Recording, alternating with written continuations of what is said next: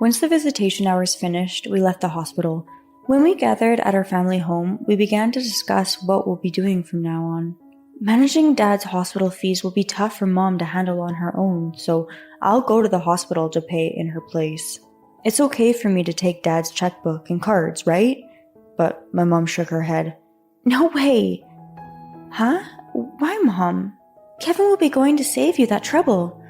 I'm against using our savings on your dad's hospital fees. My name is Kevin. I'm a 32-year-old businessman. I've been married to my wife Jane for 5 years.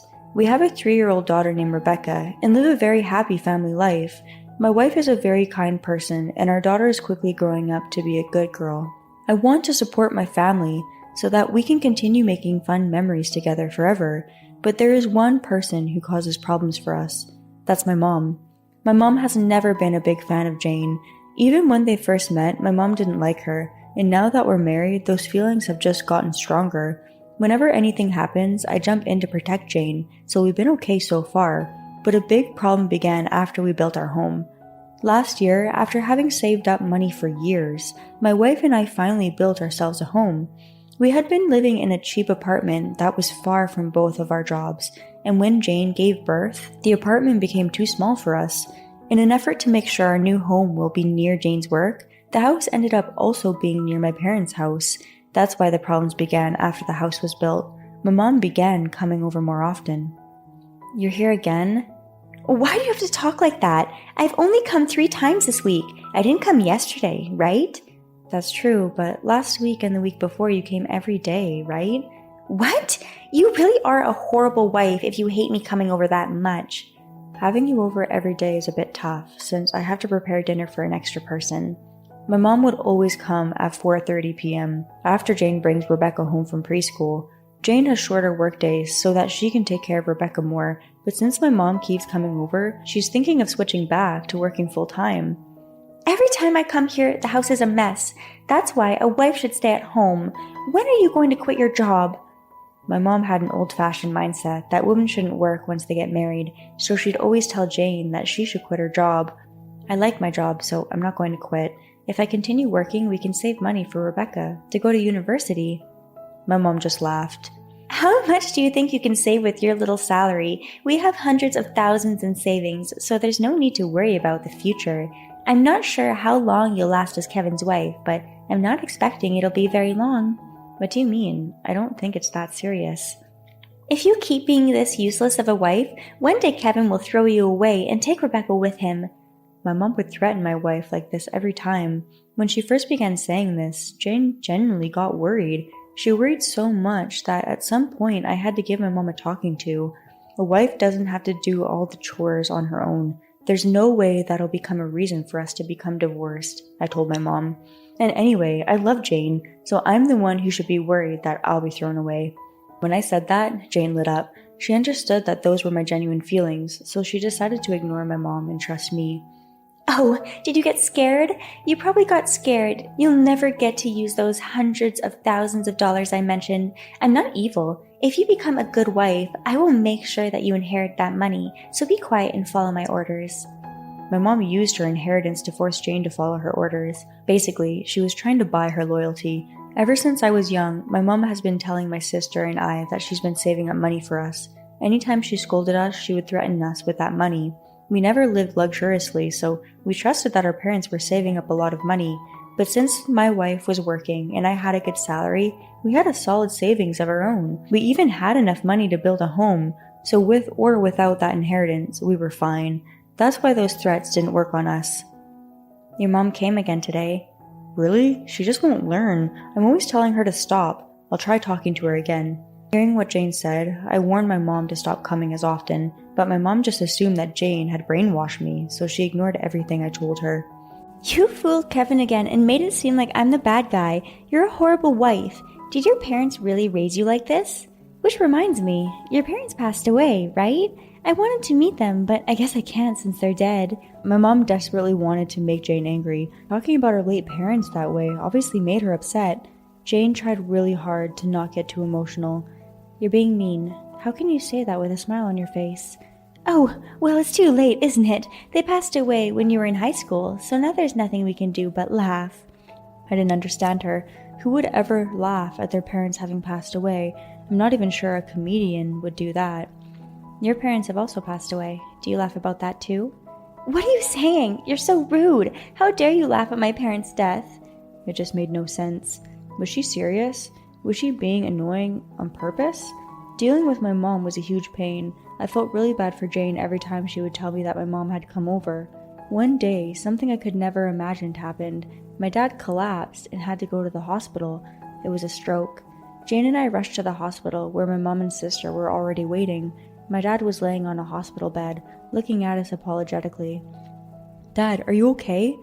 I'm sorry for making you all worry. Since everyone is all here, I want to talk to you guys about something. Is that all right? Everyone nodded. The truth is, they discovered I had cancer. I only have 1 year left to live. No way. We were all shocked. How could my dad suddenly have cancer? I'll have to live in the hospital from now on, so I wanted us to discuss how we would cover the hospital fees. My sister and I quickly responded, I will give you money every month. Me too. But our dad turned us down. You both have small kids, so I'd feel bad. I wanted to discuss with you if you would be okay for me to use the money we had saved up to give to you guys. Is it okay for me to use it for my treatment? Of course, we were making enough money now, so we're not relying on that savings. Our dad always did his best for us, so I wanted him to use that money on himself. I'm really sorry. Thank you. Watching my dad, my sister, and I all talk, Jane was on the verge of tears. She felt how close we were. Since Jane had already experienced her parents passing away when she was in high school, she didn't want us to suffer the same way. I glanced at my mom, and she was silent with a sad look on her face. She didn't bully Jane as she usually would. Her precious husband being so sick really did shock her. Once the visitation hours finished, we left the hospital. When we gathered at our family home, we began to discuss what we'll be doing from now on. Managing Dad's hospital fees will be tough for Mom to handle on her own, so I'll go to the hospital to pay in her place. It's okay for me to take Dad's checkbook and cards, right? But my mom shook her head. No way! Huh?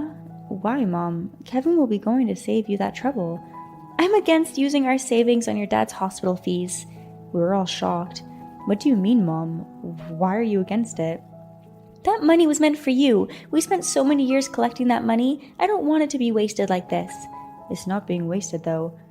The doctors told him he'll be dying soon. There's no need to spend money on treating him. What are you saying? How could you be so mean? Yeah, with treatment and surgery, he might be able to live longer than expected. We can't just give up. My sister and I tried to convince our mom, but she was stubbornly against it. You both have kids. You need money. We're telling you it's no problem. You don't know what will happen. I felt like we were getting nowhere, and I was growing impatient.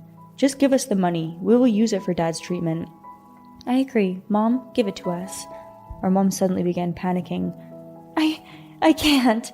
Mom, please stop already. I will take the passbook myself if I need to. I stood up.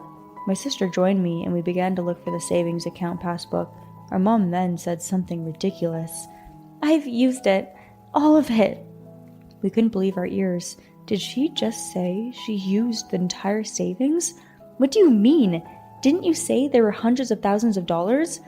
That was a lie. He had only saved $75,000. Okay, but what do you mean you used it all? Well, some things happened. What do you mean, some things? Well, Mom, tell us. It doesn't matter, does it? Then I guess we have no choice but to tell our dad what's going on, huh? What? Wait, are you going to tell him? Well, you won't tell us, so we have no choice. Upset, our mom began to tell us the truth. Actually, for the past few years, I've become really attached to this escort. Are you serious? I wanted to make Jack the top escort at his club. What's wrong with finding a new hobby? We were stunned by what our mom had used the money on.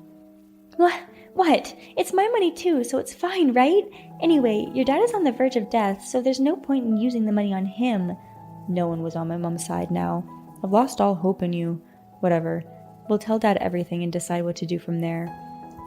Are you serious? Of course. We don't want to deal with you anymore. We began gathering our stuff, and our mom said something shocking. This is all Jane's fault. Jane is the one who first brought me to the club that Jack works at. What was she even saying? So it's not my fault, it's Jane's fault. What she was saying was unbelievable. Jane lost her patience. Leave me alone. I work late every night. There's no way I had time to be taking you to clubs. I don't even know your phone number. How could I take you anywhere? Stop saying random things to try to run away. I can sue you for defamation. When Jane brought up suing my mom clammed up. My sister and I knew very well that our mom was lying. Come on, Jane, let's go. We left my parents' house behind. As we left, my mom collapsed to her knees. My dad was terribly shocked by the fact that my mom had used his whole savings, and he immediately divorced her. He claimed compensation for the money she had used without his permission. He sold their house and used that money for his treatment. Doing so, he completely kicked my mom to the curb. Of course, my sister and I cut off our ties with our mom, so our mom lost both her home and her family. My mom has never worked and had no savings, so she's currently working part-time in order to afford the cheap apartment she started renting. She hasn't stopped visiting that escort she liked, so she's gone into debt in order to pay for her visits to him. Well, she's getting what she deserves. She has nothing to do with us, so I don't care about her anymore. We go to visit my dad at the hospital every day to spend as much of his final moments in this world together. My dad has been getting stronger every day and was even able to get discharged from the hospital. He moved in with Jane, Rebecca, and I, and the four of us live a fun life together.